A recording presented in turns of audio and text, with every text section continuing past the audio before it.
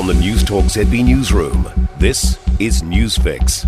In this update, a feeling of déjà vu for the residents of Wairoa. A local state of emergency remains in place after heavy rain and flooding this week. State Highway 38 is closed by slips between Frasertown and Lake Waikarimoana, but it is open for residents and emergency services.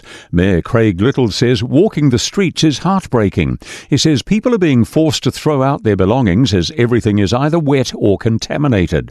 Mr. Little says it's devastating for a community still not recovered from Cyclone Gabrielle.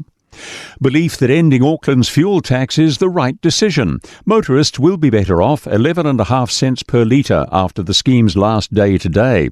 Transport Minister Simeon Brown says the tax was not building the infrastructure Auckland needed. Most Aucklanders thought every time they filled up they were going to get something like Mill Road built a bit faster, but ultimately they were getting speed bumps. Mr. Brown says the remaining funding will go to priority projects such as the Eastern Busway, more trains and local roads.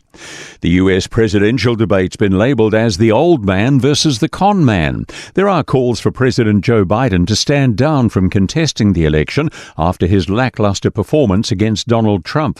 Canterbury University political science and international relations professor Alex Tan says the public did not see anything good from either side.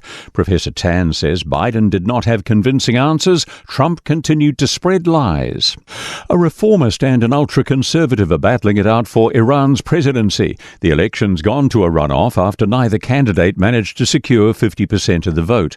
BBC correspondent Siavash Ardalan says Masoud Pezeshkian sees the US sanctions as Iran's most pressing issue and would like to engage more in Western diplomacy.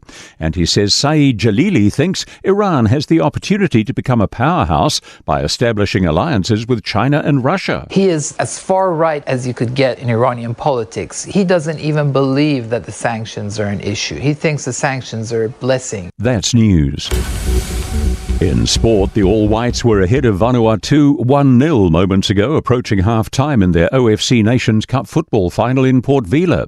The Mystics have made a blazing start against the top-of-the-table Mainland Tactics in their ANZ Netball Premiership game in Christchurch. The visiting Mystics led 30-22 moments ago, nearing the end of the second quarter. Kurtley Beale will go for scans on a suspected Achilles rupture tomorrow. The 35-year-old Western Force utility, last week announced in Joe Schmidt's maiden Wallabies squad, was helped from the field during a Sydney club rugby match yesterday.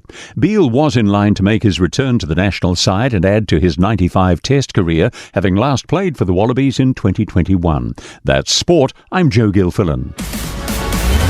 For more news, listen to Newstalk ZB live on iHeartRadio.